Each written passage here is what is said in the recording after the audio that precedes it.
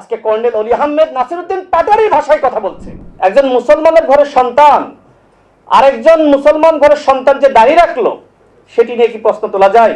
জাতির কাছে, সেনাপ্রধানের কাছে দুঃখ প্রকাশ করেন। আমাদের মাননীয় প্রধানমন্ত্রী যেভাবে দেশটা পরিচালনা করছেন, কথা বলার তো কোনো প্রয়োজন আছে বলে আমার কাছে মনে হয় না। তারা যে ইস্যু নিয়ে কথা বলছে, বরং রাষ্ট্র পুনর্গঠনে তাদের উচিত ছিল সরকারকে সহযোগিতা করা। গণঅভ্যুত্থানের পরে ডক্টর মোহাম্মদ ইউনূস যেখানে ব্যর্থ হয়েছে, সেখানে বাংলাদেশের বর্তমান মাননীয় প্রধানমন্ত্রী তাকে সফল করা দায়িত্ব ছিল এই 11 দলীয় জোটের, যারা অপোজিশনে আছে তাদের। কিন্তু তারা এই মুহূর্তে চাচ্ছে বিএনপি সরকারের পতন। তো বিএনপি সরকারের ধরের যে পতন হলো, এরপরে কি আপনারা ক্ষমতা চালাইতে পারবেন? নাকি আওয়ামী লীগকে ফিরিয়ে আনতে চান?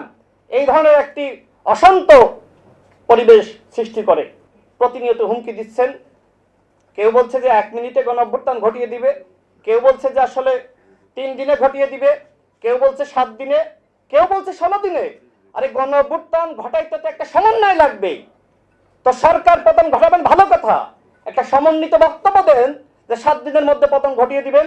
কর্নেল অলি আহমেদ আমাকে নিয়ে এবং আমাদের সহযোদ্ধা নুরুল হক নূর, বিএনপি সরকারের প্রতিমন্ত্রী, গণ অধিকার পরিষদের সংগ্রামী সভাপতি, দেখেন এই যে মুরব্বী মানুষ কর্নেল অলি আহমেদ যে ভাষায় কথা বলেছে, এইটা কিন্তু রাজনৈতিক ভাষা হইতে পারে?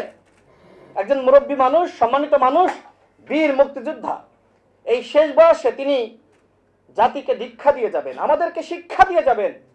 সেখানে তিনি এই এনসিপির যে তরুণ নেতারা আছে তাদের ফাঁদে পা দিয়ে আজকে কর্নেল অলি আহমেদ নাসিরউদ্দিন পাটোয়ারী ভাষায় কথা বলছে। মানে জামাতে যাওয়ার পরে এইভাবে যে আসলে চরিত্রের অধঃপতন হয়, সেটা কর্নেল অলি আহমেদকে না দেখলে আসলে আমি বুঝতাম না। অনেকে বলে থাকে যে সেনাবাহিনী আর গণঅভ্যুত্থানে কি ভূমিকা রেখেছে। মনে করেন যে একটি ক্রিকেট খেলা, 300 রানের প্রয়োজন, আমরা সবাই মিলে 280 রান করেছি। আর কত রান প্রয়োজন? 20 রান। এখন সর্বশেষ 2 জন নেমে এই 20 রান করলো, তাদেরকে আপনি কৃতিত্ব দিবেন না?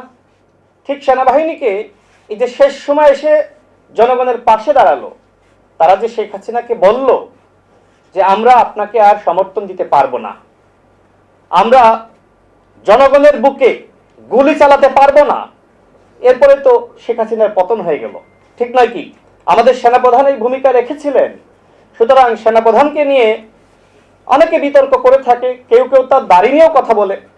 এনসিপির একজন নেতা সেনাপ্রধানের দাড়ি নিয়ে কথা বলেছে, নাসিরউদ্দিন পাটোয়ারী।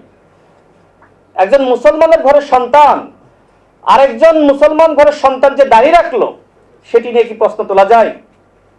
কোন রাজনৈতিক ব্যক্তিত্ব এই ধরনের প্রশ্ন করতে পারে যে বুড়ো বয়সে যাদের আসলে ভীমরতিতে ধরে তারা দাঁড়িয়ে রাখে? সেনাপ্রধান সেরকম একজন এই ধরনের মন্তব্য করেছে নাসিরউদ্দিন পাটোয়ারী। আমি তাকে আহ্বান করব, সেনাপ্রধানের দাড়ি নিয়ে আপনি যে মন্তব্য করেছেন, এর জন্য আপনি জাতির কাছে, সেনাপ্রধানের কাছে দুঃখ প্রকাশ করেন।